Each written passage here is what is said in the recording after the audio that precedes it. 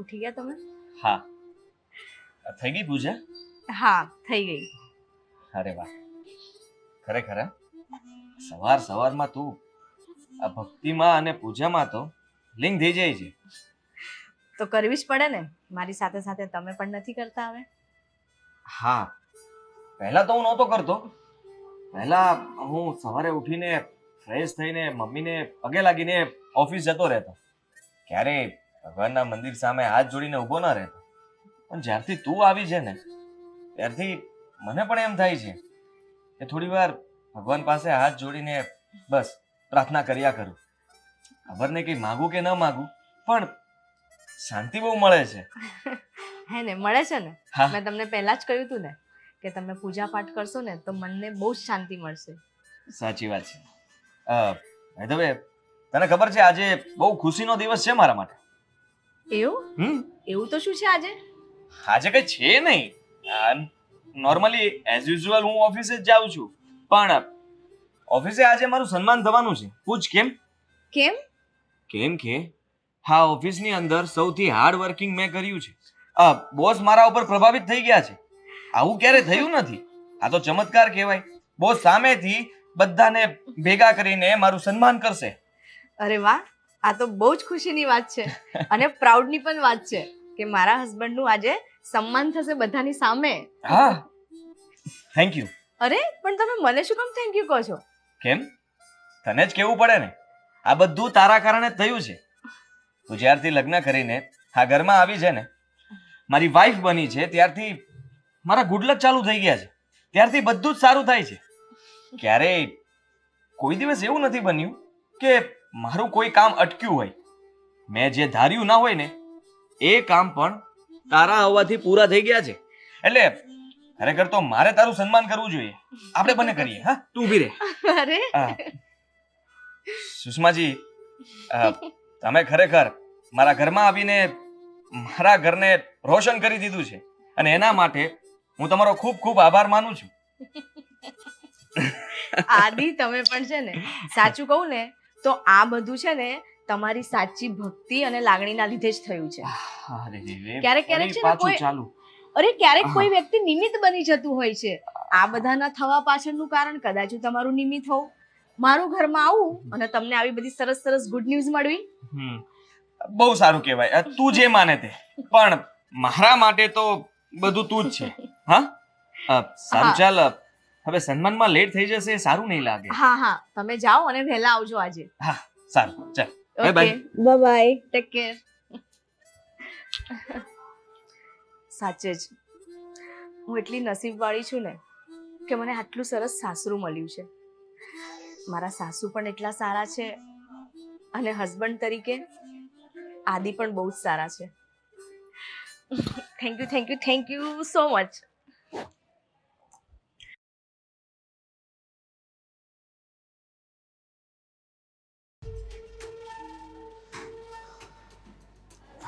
અરે સ્વીટી,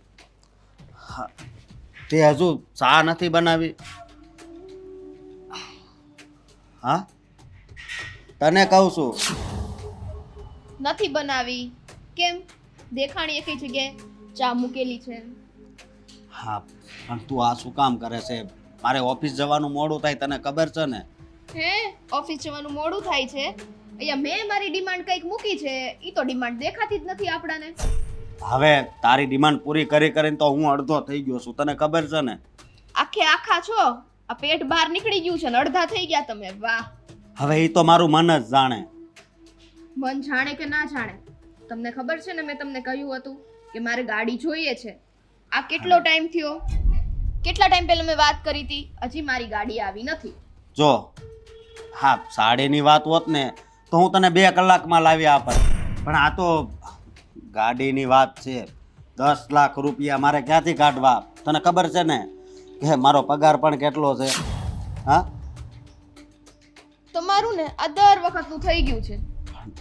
10 લાખ હોય 15 લાખ હોય જે હોય, તમને ખબર છે મારા બાપાને ત્યાં શું છે ને શું નહીં, કેટલી અમીરીમાંથી હું રહીને આવી છું.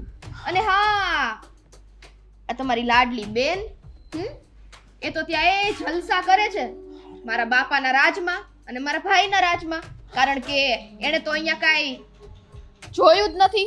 પણ અરે સગાઈ કરી ત્યારે તમને લોકોને ખબર જ હતી ને કે અમે તમારા જેટલા રૂપિયાવાળા નથી. હા, અને રહી વાત મારી બેનની, તો મારા બેનના કિસ્મતમાં આ સુખ લખ્યું હોય છે અને મારા કિસ્મતમાં દુઃખ લખ્યું હશે. હા, બરાબર વાત છે. કારણ કે અહીંયા આવીને તમારે બસ આ બધું જો આ પાછળથી પડી ગયું, સરખું કરો. અરે હા, હવે તો મારા કિસ્મત આની જેમ પડી જ ગયા છે. તું જ્યારથી મારા ઘરમાં આવી છે ને ત્યારથી.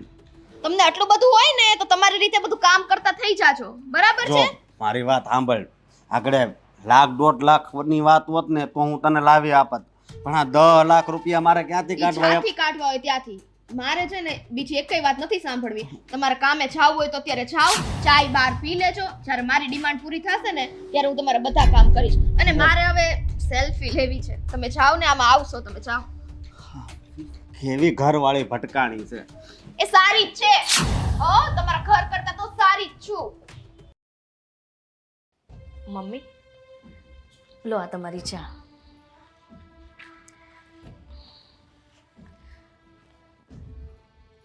મમ્મી, હું શું કહેતી હતી, હું આજે મારા પપ્પાને મળતી આવું?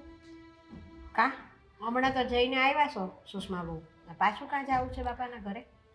મમ્મી, બહુ દિવસ થયા, મને આજે છે ને પપ્પાની બહુ યાદ આવે છે, તો એકવાર જઈ આવવા દો ને મને. બહુ દિવસ ક્યાં થયા છે? આ 15 દી થયા છે માંડ હજી તો. અને ત્યાં તો કે મને તો મારા પપ્પાની બહુ યાદ આવે છે, તે જાવું છે. મમ્મી, પપ્પાની થોડી તબિયત નથી સારી, એટલે મેં કીધું હું મળતી આવીશ ને તો મારા પપ્પાને થોડું સારું લાગશે.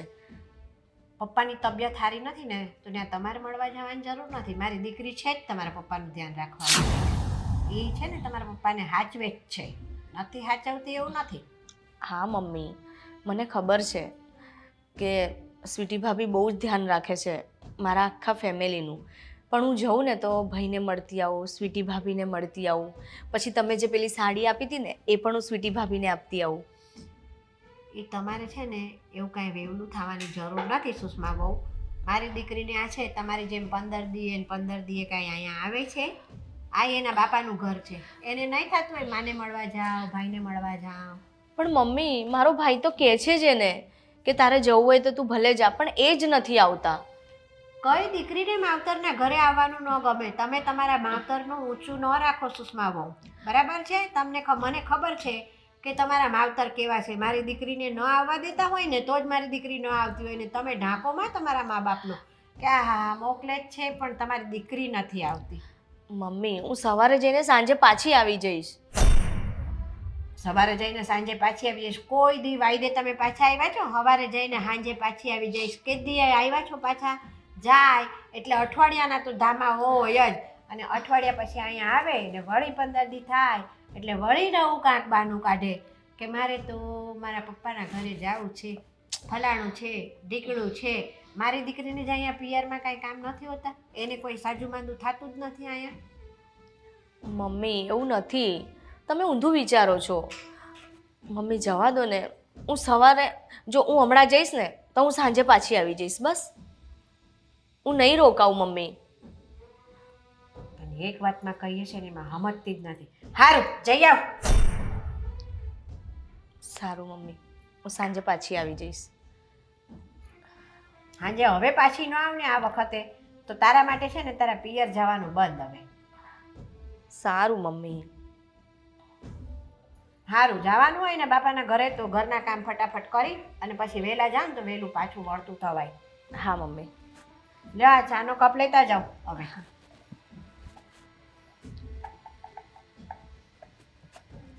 અમારા આદિત્યએ તો આ સુષ્મા વહુને એવી ફટવી છે કે વાત ન પૂછો. બધું એનું ધાયરું કરાવીને જ રહે છે. આ જે દી તે દી હું નહીં હોય ને ત્યારે આદિને પસ્તાવાનો વારો આવશે. હમણાં તો કાંઈ ખબર નહીં પડે એને.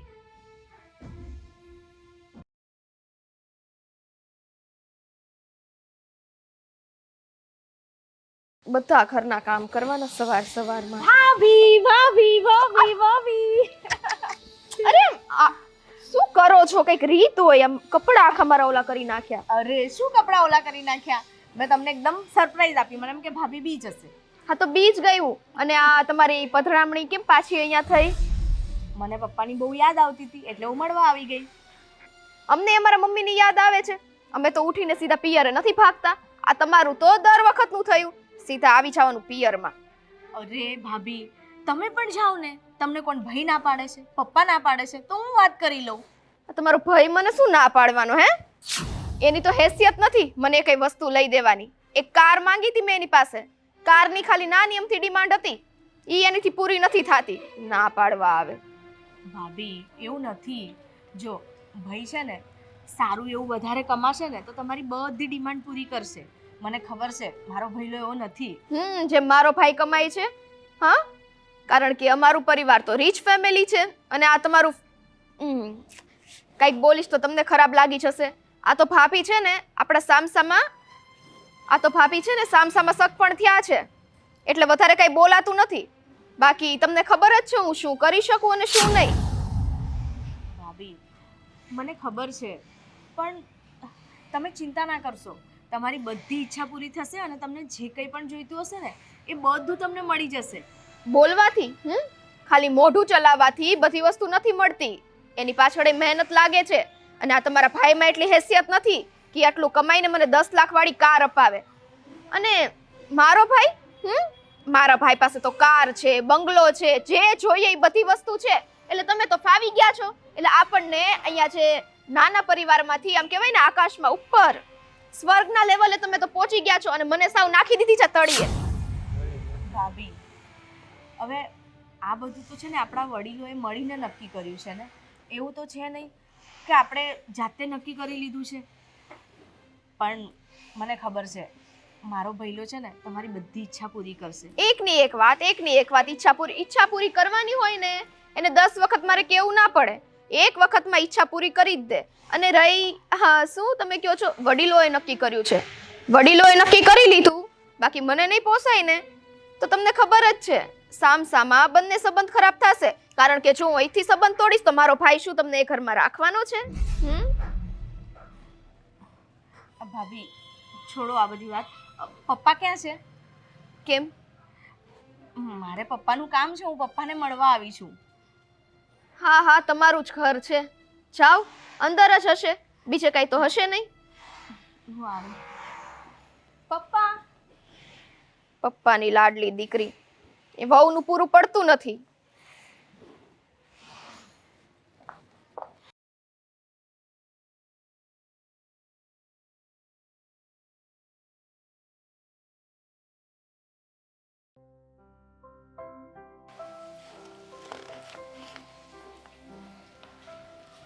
પપ્પા. અરે મારો દીકરો આવી ગયો. હા પપ્પા. બેટા આમ કેમ? આ તો દર વખત આવતી હોય તો કેવી ઉછળતી કૂદતીને આમ ખુશખુશાલ આવતી હોય, અને આજે તારો ચહેરો આમ કંઈક શું કંઈ ટેન્શન છે? ના પપ્પા ટેન્શન નથી. પણ પપ્પા એક વાત પૂછું? શું વાત છે? કઈ અશોકભાઈ અને ભાભી વચ્ચે કઈ પ્રોબ્લેમ ચાલે છે? અરે ના બેટા એવું કંઈ ખાસ છે નહીં. સિટી તો તું જાણે છે ને, એ થોડી સ્વભાવની અલગ પ્રકારની બનેલ છે, અલગ માટીની છે એ પોતે. અને નાની નાની વાતમાં છે ને ખોટી બધી અમુક એની ડિમાન્ડો બહુ હોય છે. બધું જ અહીંયા સુખ છે પણ કોઈ વાત એને છે ને આમ અધૂરું પણ લાગે એમ, ને ક્યાંક ને ક્યાંક છે ને કમ્પેરિઝન કર્યા કરે તારી આદિની અને એના પિયરિયાની. એટલે એ બધું સુખ તો અહીંયા ક્યાંથી મળે બેટા એને? તમારી વાત તો સાચી છે પપ્પા, પણ સાચું કહું ને તો મને ટેન્શન એ વાતનું છે કે મને તો એ ઘરમાં કોઈ જ તકલીફ નથી. હા મારા સાસુનો સ્વભાવ થોડો હમણાં બદલાઈ ગયો છે, પણ મને આદિ બહુ જ સારું રાખે છે. અને આદિથી મને કોઈ એવું ટેન્શન પણ નથી. એ મને બહુ જ ખુશ રાખે છે. પણ ભાભીની વાતો સાંભળીને મને ડર લાગે છે, કારણ કે અમારા સામસામા લગ્ન છે. જો એમને કંઈ થયું અને એની અસર મારા ઘરમાં થઈ તો પપ્પા મને એનો ડર લાગે છે. હા બેટા, હું સમજી શકું છું તારી તકલીફને, પણ જો આ તમારા બંનેના સામસામે સંબંધો થયા ને એમાં વડીલોની ઈચ્છાથી થયું છે અને બધાની મરજી પણ હતી, પણ સ્વભાવે સીટી આવી નીકળશે એ તો આપણને ખબર જ ન હોય ને. હવે અશોકની ક્ષમતા કેટલી છે, માંડ માંડ ઘર ચાલે, થોડા પૈસા બચે, ત્યાં એ મોટી મોટી ડિમાન્ડો કરતી હોય તે તો કેમ પૂરી કરી શકીએ અમે?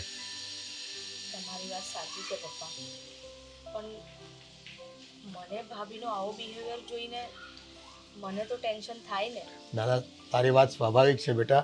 જો તને ત્યાં તકલીફ ન પડે ને એટલે જ હું એના નખરા ચલાવી લઉં છું. ને અશોકને મેં કીધું છે થોડું ઘણું છે ને એ આડોઅવડું બોલે કે કંઈક ગેરવર્તન કરે કે એની ડિમાન્ડ હોય નાની મોટી એ પૂરી કર્યા કરવાની. અને એવું હશે ને તો એ કંઈક અશોકે કહેતો હતો મને કંઈક ગાડીનું કંઈક કહેતો હતો, તો જોઈશું એના માટે કદાચ એવું તો સેકન્ડ હેન્ડ ગાડી પણ કદાચ કોક પાસેથી લઈને કરાવશું કઈ વ્યવસ્થા. એટલે એને ગાડીમાં ફરવું હોય તો ફરી શકે ને અમે જો મોટા બાપની દીકરી છે ત્યાં સુખ હતું, હવે આપણા ઘરે એટલું બધું સુખ નથી, પણ હવે જે છે તેમાં ચલાવી લેવાનું હોય ને, જીવન છે આ તો. અરે બેટા એ બધું છોડ ટેન્શન, એ બધું ચાલ્યા કરશે.